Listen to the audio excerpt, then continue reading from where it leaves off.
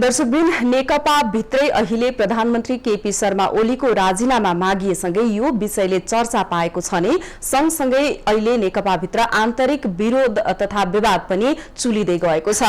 नेकपा बैठकमा पछिल्लो समय एमसीसी सम्झौता, नागरिकता विधेयक लगायत सीमा समस्या तथा कोरोना नियन्त्रणका उपायहरूलाई ओझेलमा पारेर स्थायी कमिटिका सदस्यहरू प्रधानमन्त्रीको राजीनामा केन्द्रित भएका छन्। नेकपाका अर्का अध्यक्ष प्रचण्डले राजीनामा माग गरेपछि झलनाथ खनाल, माधव नेपाल र यसैगरी वामदेव गौतमको समर्थनपछि स्थायी कमिटीमा प्रधानमन्त्रीको राजीनामा माग्ने लड्को नै चलेको छ।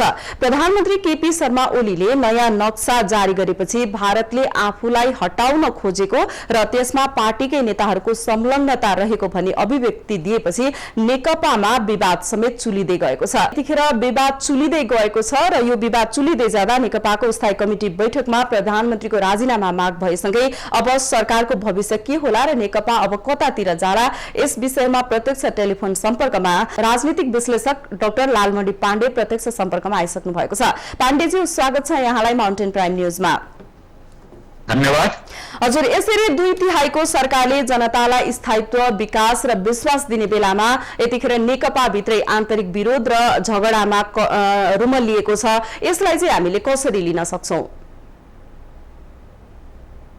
यो नेपाल कम्युनिस्ट पार्टीको अहिले जनताले प्रचण्ड बहुमत दिएर बनाएको सरकार आफ्नो पर्फर्मेन्स जति दिनुपर्ने हो, जनतालाई सबै जनताको सरकार हो भन्ने अनुभूति दिनुपर्ने हो, त्यो दिन नसकेको र एकापट्टि त्यो अवस्था भयो र अर्कोपट्टि यो कस्तो भयो भने कम्युनिस्ट पार्टीको सरकारलाई डेमोक्रेटिक पार्टी भनेर जनताले भोट दिएका। अब डेमोक्रेटिक पार्टीले अब यसले संसदीय व्यवस्थालाई मान्छ र संसदीय पार्टी हो भनेर दिएका हुन् जनताले भोट। अब अहिले आइसकेपछि, सत्तामा आइसकेपछि 2 पटक उनले चाहिँ चाइनिज कम्युनिस्ट पार्टीको प्रशिक्षण लिएको छ। चाइनिज कम्युनिस्ट पार्टी भनेको सिंगल पार्टी सिस्टमको प्रशिक्षण हो। अब त्यो प्रशिक्षण लिनको लागि यो पार्टीभित्र विवाद भएको होइन। अब यो पार्टीभित्रको विवाद भनेको मैले बुझ्दाखेरि मेरो विचारमा के हो भने नितान्त गुटगत आफ्नो निजी स्वार्थको लागि, आफ्ना स्वार्थको लागि भएको विवाद हो। र केपी शर्मा ओलीको जहाँसम्मको कुरा गर्ने हो भने यो सरकार सत्तामा आइसकेपछि प्रतिपक्षीहरूलाई अरियाल लगाउने जस्ता शब्दहरू प्रयोग गर्ने, प्रतिपक्ष र सत्ता दुवैको प्रधानमन्त्री हो त्यस्ता गर्ने, अनि त्यसपछि अहिले आएर दुईटा देशको बीचको सम्बन्ध बिगार्ने, यो सम्बन्ध बिगार्ने अधिकार नेकपालाई छैन। यो राज्य बीचको सम्बन्धको कुरा हो। त्यो एउटा सरकारमा छु भन्दैमा एउटा पार्टीको उनले चाहिँ सार्वजनिक रूपमा प्रधानमन्त्री जस्तो पदमा बसेको व्यक्तिले भारतले चाहिँ मेरो सत्ता ढाल्दिन थाल्यो भनेर सार्वजनिक रूपमा भन्न मिल्छ? त्यो भन्नुको अर्थ त के हो भन्नुहुन्छ भने यो हाम्रो यो कूटनीतिक मर्यादा हुन्छ नि, हाम्रो परराष्ट्र जुन सन्तुलित परराष्ट्र अहिलेसम्म नेपालले अपनाउँदै आएको नीति थियो, त्यो नीतिमा पनि विचलन आएको छ। राष्ट्रिय मुद्दाहरूमा पनि काम गर्न नसकेको निश्चय हो। तर यो विषयलाई यी विषयहरूमा उठान गरेर अनि त्यसपछि सैद्धान्तिक रूपले कुनै विवाद उठाएर भन्दा पनि अहिले यो नेकपाभित्र गुटगत स्वार्थको लागि त्यो राजनीति भइरहेछ र यो सरकारले काम गर्न सकेको छैन। म त युनिभर्सिटीको मान्छे, युनिभर्सिटीमा अहिले के भएको छ भन्नुहुन्छ भने 1 वर्ष भन्दा बढी भइसक्यो हाम्रो विश्वविद्यालय, म नेपाल संस्कृत विश्वविद्यालयको, अब त्यहाँ सेवा आयोग पनि बनाउँदैन, अब पदाधिकारी पनि नियुक्ति गर्दैन।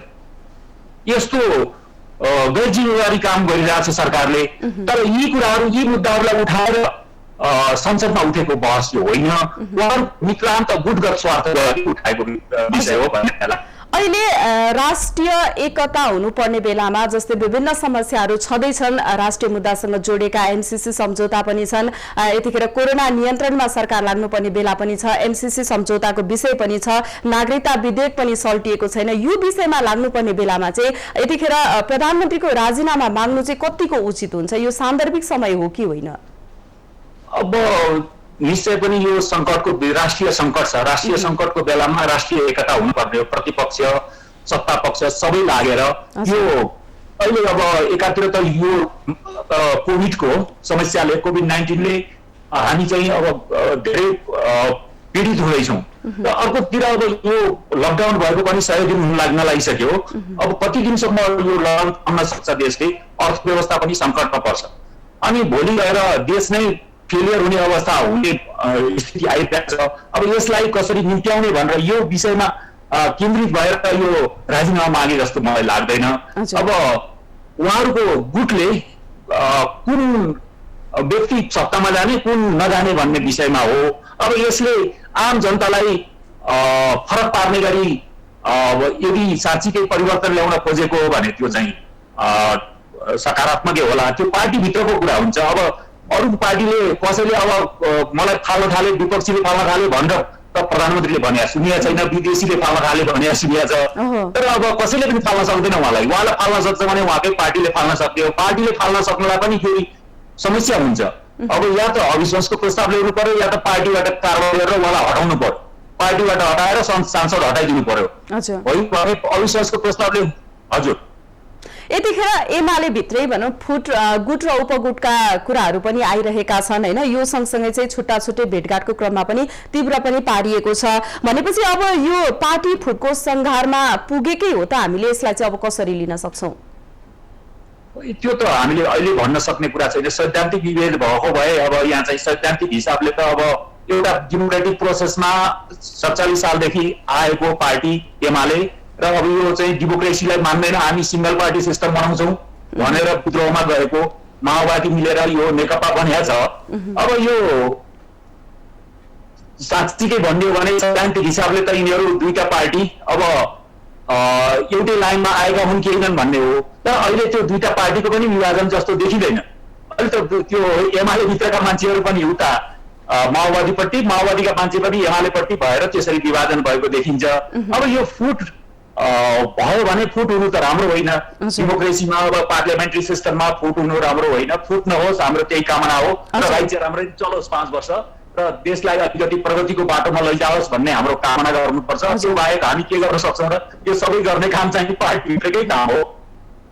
हजुर, स्थायी कमिटीका सदस्यहरू यतिखेर अधिकांश सदस्यहरू प्रधानमन्त्रीको विपक्षमा उत्रिएका पनि छन्। प्रधानमन्त्री र पार्टी अध्यक्ष दुवै पद छाड्नुपर्ने पनि जनाइरहेका छन्। अब यो प्रधानमन्त्री अल्पमतमा पर्नु भयो भने चाहिँ अब के हुन्छ? यो पार्टीको निर्णय मान्न बाध्य हुन्छ कि हुँदैन, कस्तो हुन्छ?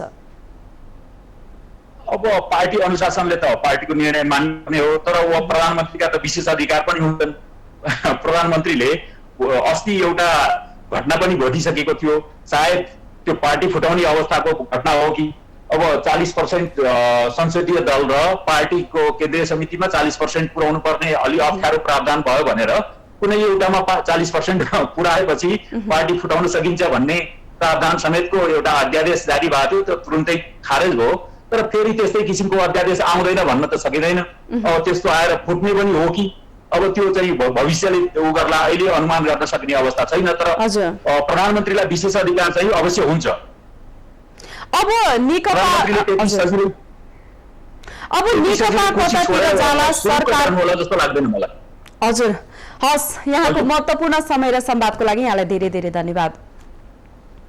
हस्, धन्यवाद। दर्शकबिन, उहाँ हुनुहुन्थ्यो राजनीतिक विश्लेषक डाक्टर लालमणि पाण्डे। नेकपाभित्र पछिल्लो समय विवाद चुलिँदै गएको छ, फुटको संघारमा भएको कुराहरू पनि आइरहेको छ। नागरिकता विधेयक, एमसीसी सम्झौता लगायत सीमा समस्या समाधान गर्न केन्द्रित हुनुपर्ने सरकार यतिखेर चाहिँ स्थायी कमिटीका सदस्यहरू प्रधानमन्त्रीको राजीनामामा केन्द्रित भएका छन्। नेकपाका अर्का अध्यक्ष प्रचण्डले राजीनामा मागे सँगसँगै झलनाथ खनाल, माधव नेपाल र यसैगरी वामदेव गौतमको समर्थनपछि स्थायी कमिटीका सदस्य प्रधानमन्त्रीको राजीनामा माग्ने लड्को नै चलेको छ। यस विषयमा केन्द्रित भएर हामीले उहाँसँग कुराकानी गर्यौं।